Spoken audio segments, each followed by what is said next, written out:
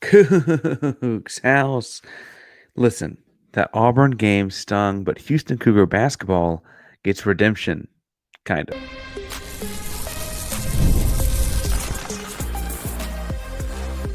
You are Locked On Coogs, your daily podcast on the Houston Cougars, part of the Locked On Podcast Network, your team every day. Welcome to Locked On Cougs, daily podcast about your Houston Cougars. I'm your host, Houston-born teacher and coach Parker Ainsworth. And if you're a Houston fan or just a hater who came to step by, thank you for making Locked On Cougs your first listen of the day. Appreciate making us your first listen each and every day. If you want to join the conversation but don't know what to say, tell us in the comments down below your favorite dish to order when eating Cajun food, because the Houston Cougars face the Raging Cajuns of Louisiana. I always want to say Louisiana Lafayette. They've changed their name recently on Wednesday night. This is a game that's not supposed to be particularly close. I believe Ken Palm's predictive measures have Houston winning by 22. But I want to talk some about what I'm looking for in this game in the last segment. And then I want to do a little bit of a segment before that, talking about what Louisiana looks like. That is just two segments. It's a short morning show today, a longer interview type show with a couple people making some cool Houston merch later today. So hit the bell, hit subscribe, hit the everything so you know when that is live later in the day today. Really cool interview going on there.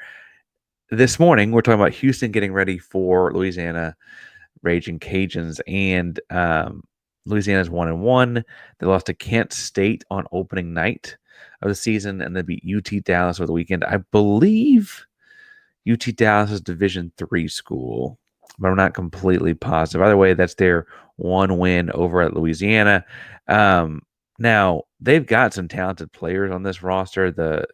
Both their games are just up online if you're looking to watch things before them to get a better understanding of them. But I look at them and saw a couple things jump off the screen. First, these guys are quick. They play fast. For reference, they play at a pace of over 71 possessions per game. That means both teams get the ball over 71 times per game.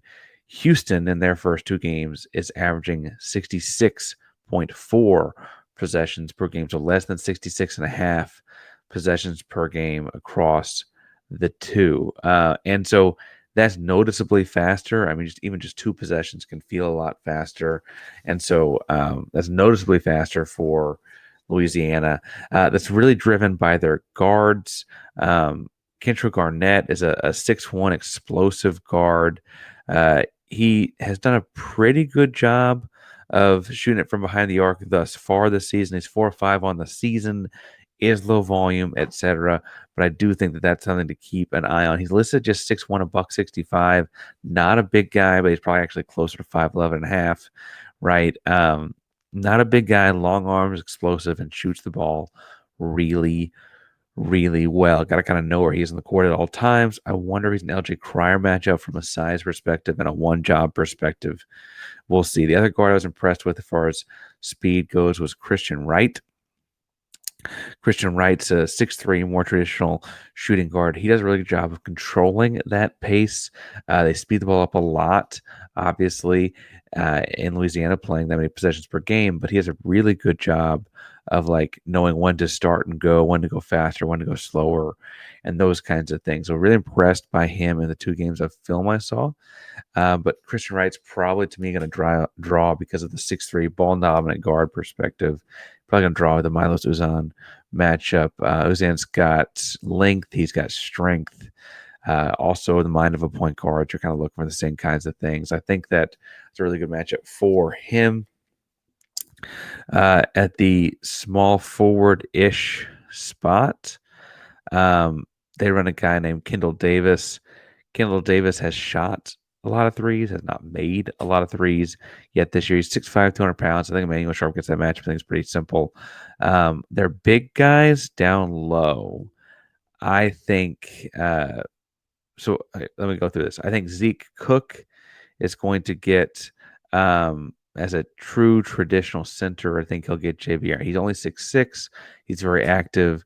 But if Francis is healthy enough to play Javier Francis, I think that'll be the matchup. If not, JoJo Tugler should eat this kid's lunch. Frankly, 100% Francis would too. Just because if your best thing is being athletic and like high motor, that's not good enough against Houston. That's just what their bigs do. The best player on this team, though, on Louisiana, is the power forward. At least in my opinion, is the power forward Mustafa El Mutawakil. I'm gonna get that right at some point today. He's a 6'6" power forward, but he really is kind of more of a 6'6" perimeter guy that I guess they line up at power forward because he's also pretty well built guy. He doesn't shoot the three ball particularly well, which of course means that he'll do that well against Houston. But last year in junior college, he was the fifth highest ranked scorer, the fifth leading scorer nationally at the junior collegiate level. He's a really, really gifted guy with his moves, his back to basket, face up kind of stuff, gets the rim, gets his free throws. He's really, really good. And I don't think Houston has a world in which they lose this game. But if they're going to look bad on TV, it's because they're going to have trouble guarding him. Now, unfortunately for Mustafa El Mutawakil, he lines up as power forward. It's Jawan Roberts territory. I think this is a lot like we saw for a lot of the game. We saw Roberts have his way with Janai Broom. This would be kind of the same kind of thing with a much worse athlete. You're giving Jawan the best athlete, the best player on the other team. He's going to take that pretty darn seriously. As far as bench guys go, no one really scares me. I'm not sure that I'm like giving them too little credit or whatever. I'm sure there'll be someone that pops off on Wednesday night. I just don't think that there's anyone that like jumps off the screen is like, oh my God, I've just got to talk about that guy. I will say that one guy whose name does jump off the screen is Bob Marlin. Bob Marlin is the coach there. He's been coaching at Louisiana since back when it was Louisiana Lafayette in 2010.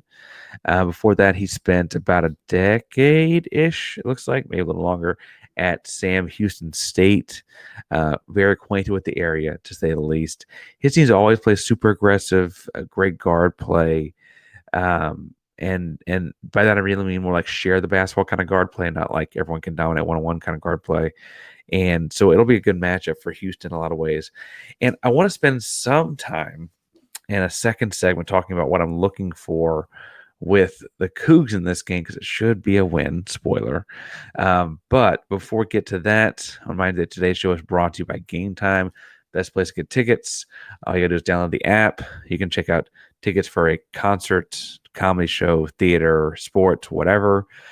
You can look at what it's going to look like from your seat to look out into the stadium or wherever from your section and row, so you kind of have a good idea what you're going to be looking at, what it's going to look like.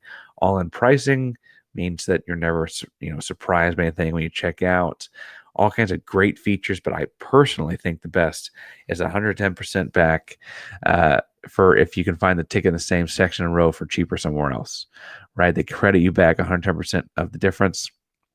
So all you got to do right now to get on some action, I will say they got getting the lower bowl tickets for like 30, maybe it was $46 for Houston and Baylor in a couple weeks.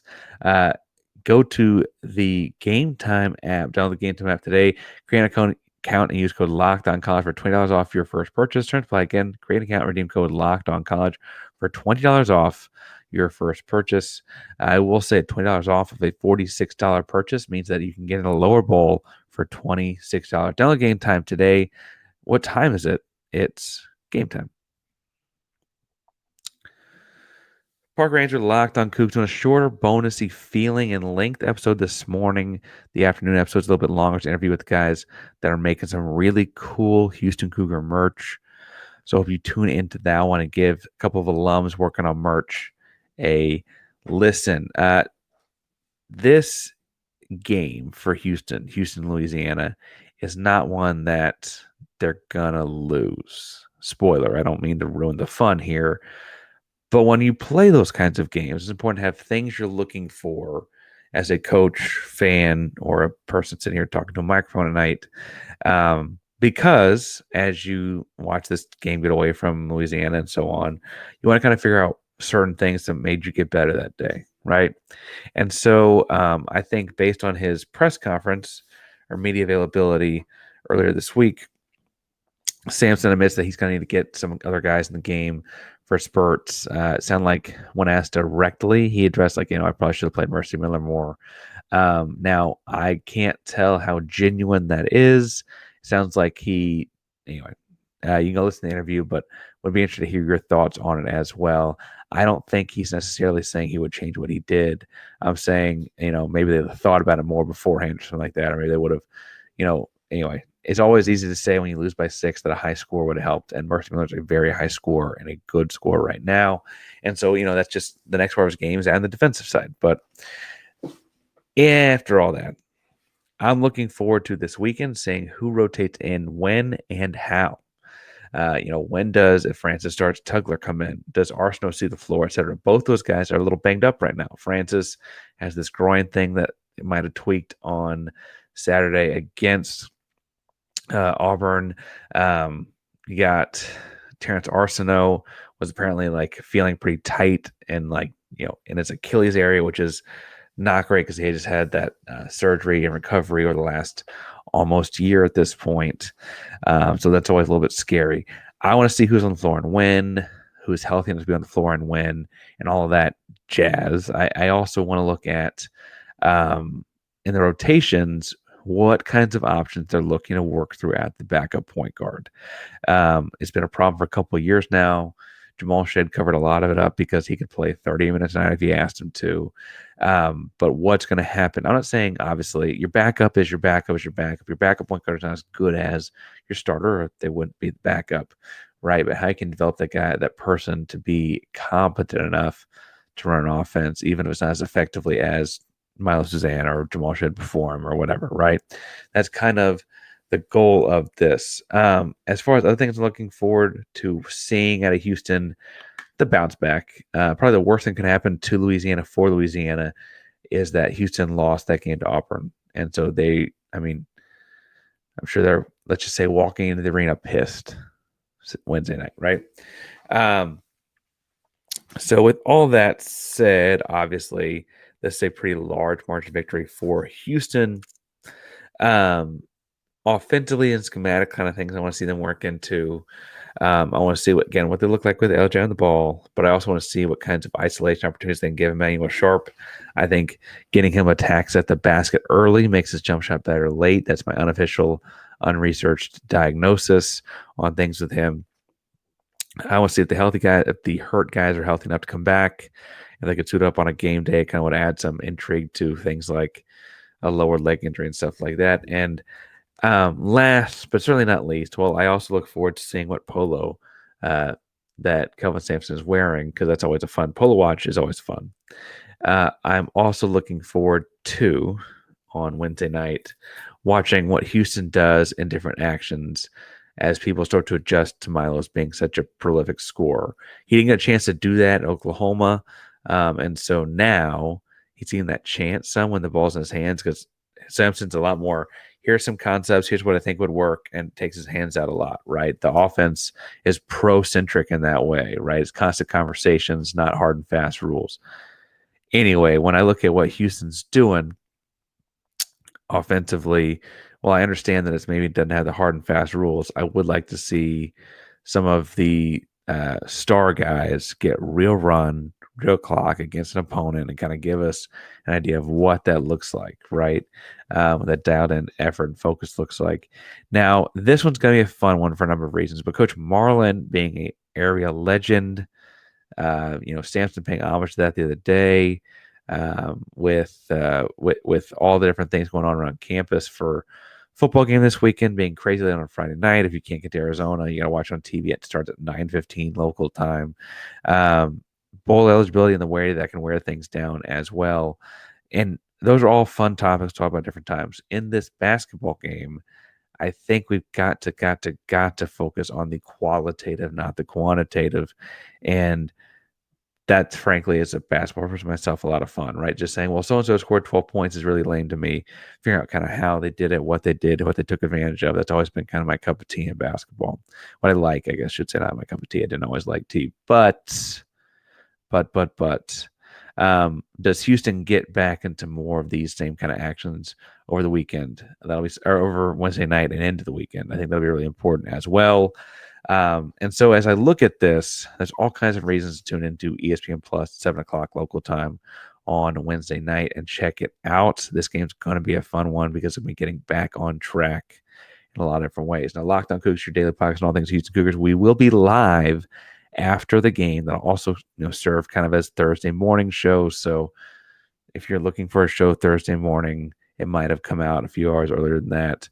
We shall see. The plan right now is to also go live after Houston and Arizona, which kicks off at 9:15 local time. Won't be over till God knows when. Doing all kinds of fun stuff here at Locked On Cougs this week and forever. So make sure you subscribe to the bell so we're live. Locked On Cougs, primarily the Locked On Podcast Network. That means your team every day. Go Cougs.